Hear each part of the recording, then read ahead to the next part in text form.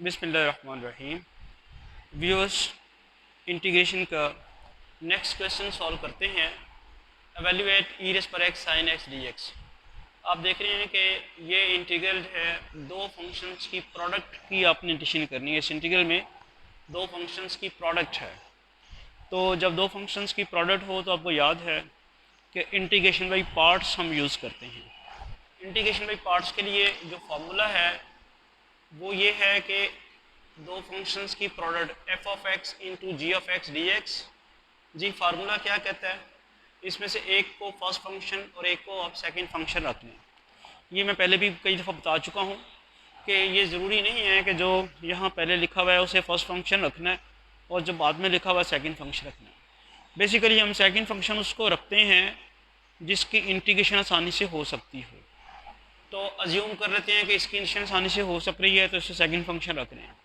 जब आपने ये चूज़ कर लिया फर्स्ट फंक्शन और सेकंड फंक्शन, तो फार्मूला ये कहता है कि first function as it is लिखें और सेकंड फंक्शन की इंटीग्रेशन करें, फिर माइनस इंटीग्रल और फर्स्ट फंक्शन जो आपने एज इट इज़ रखा था उसका derivative and integration of the second function.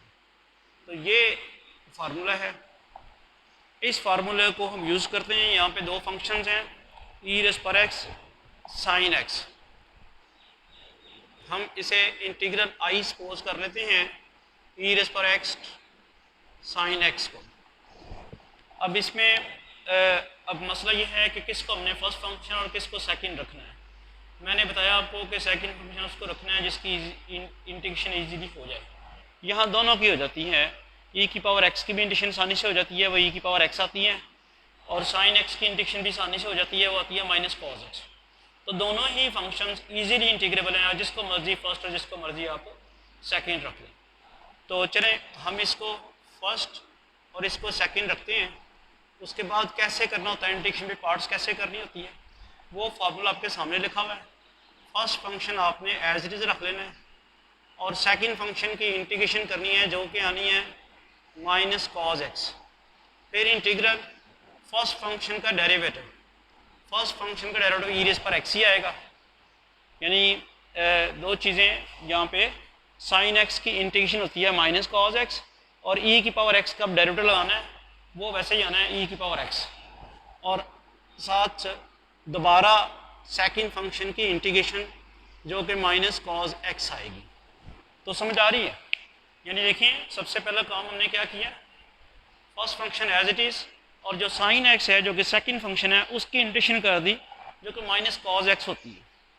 उसके बाद फर्स्ट फंक्शन का डेरिवेटिव लेना है, ई की पावर एक्स का डेरिवेटिव ई की पावर एक्स ही आता है, और सेकंड फंक्शन की वंस अगेन इंटीग्रेशन करनी है, वो आ गया माइनस कॉस एक्स।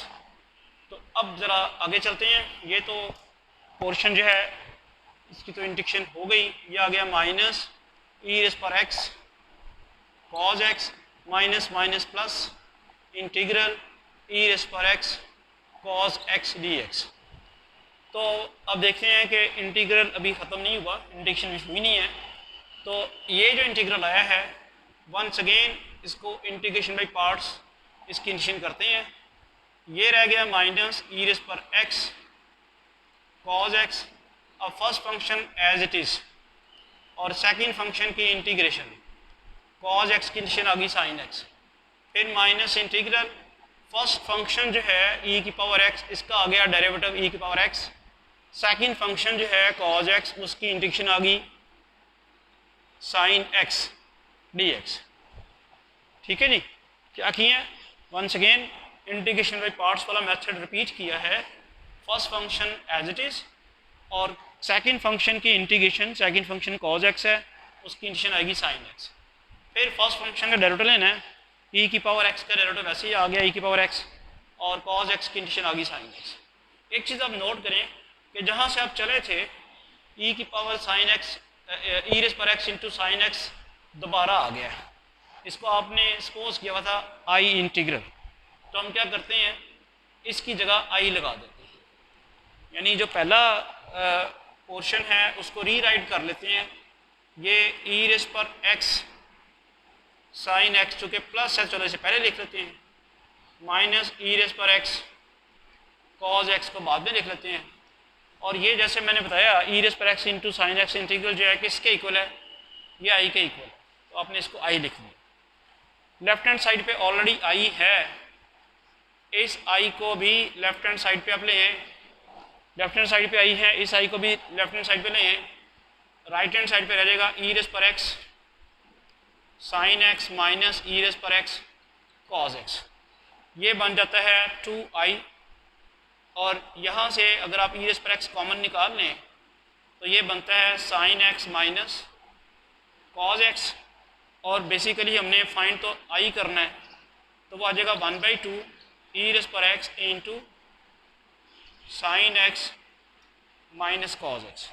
वैसे आई किसके इक्वल था, आई इक्वल था ई रेस पर x into sine x D X, तो वो उसका आंसर क्या है 1/2 ई रेस पर x into sine x minus cos x.